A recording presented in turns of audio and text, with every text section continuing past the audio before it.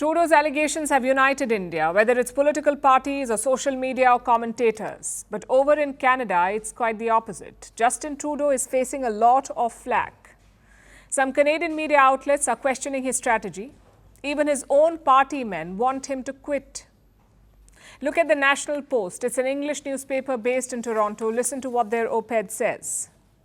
I'm quoting, "Trudeau has allowed diaspora politics to unduly influence foreign policy, pledging that Sikh values are Canadian values at events and failing to crack down on suspected Khalistani extremists living in Canada."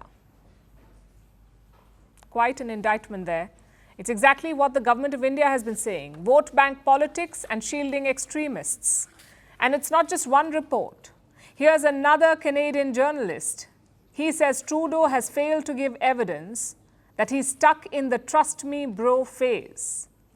Trust me bro phase, it's a new social media term. People use it when someone makes outlandish claims, and that too baseless ones. Now, Trudeau may not have any evidence, but there is evidence against him. And you wouldn't believe the source. Gurpatwant Singh Pannun, the head of Sikhs for Justice, a banned Khalistani terrorist group.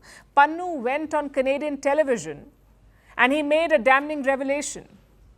He said he's been talking to Trudeau's office for nearly 3 years. Listen to this. Sikhs for Justice have been communicating with the Prime Minister's office for the last 2 to 3 years, detailing all the spy network.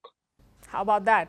Pannun just admitted a direct link between himself and Trudeau, between a banned terrorist group and the Prime Minister of Canada. Is this not supporting Khalistani separatism? Or is this also a freedom of expression issue? And speaking of Trudeau's Khalistani friends, Jagmeet Singh is also facing heat. He leads Canada's New Democratic Party. On Tuesday, he held a press conference. He called for sanctions on Indian diplomats, only to be laughed off by reporters. Take a look at this. We all need to be unified as Canadian leaders. All of us have to be united in denouncing Modi and making sure we protect Canadians and put their safety first and foremost. Thank you. Not saying whether or not you had personal preference. What do you make not of saying Indian that name you're when you leaving open that personally? assumption. This is the last question. We're gonna let her. Yeah. He's gone. He's gone. Yeah. Also, that's still not how it works. Yeah. We can't just go online. This timing may look pretty bad because Trudeau is already facing a party rebellion. He leads the Liberal Party. They have lost key by-elections in Canada, so some party leaders want a change in leadership. Reports say 20 members of parliament are on board. They have signed a letter asking Justin Trudeau to step aside to get in new blood. And now the Canadian media is on his case. So it may look like bad timing, but perhaps that is the idea.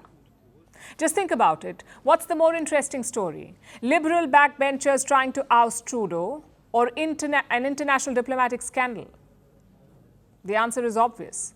Trudeau has managed to shift the focus from himself to India. We saw that during his press conference. Reporters asked him about the party rebellion. Look at how he shut them down.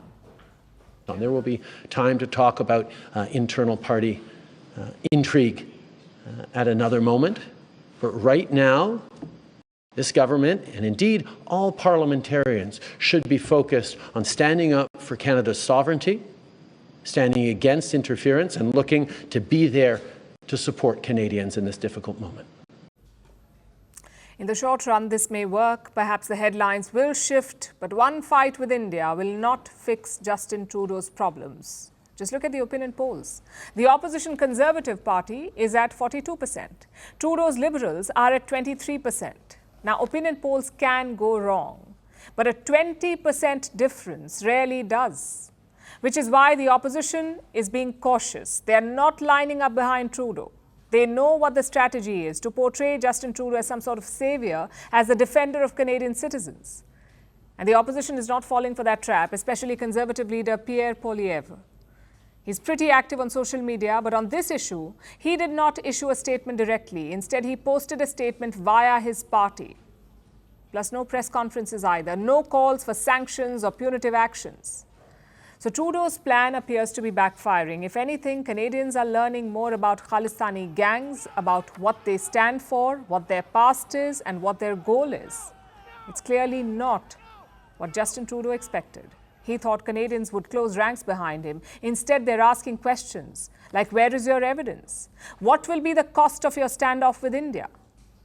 It's very different to the situation here because while India is protecting its sovereignty and territorial integrity, Trudeau is fighting for his political survival. Firstpost decodes the U.S. election,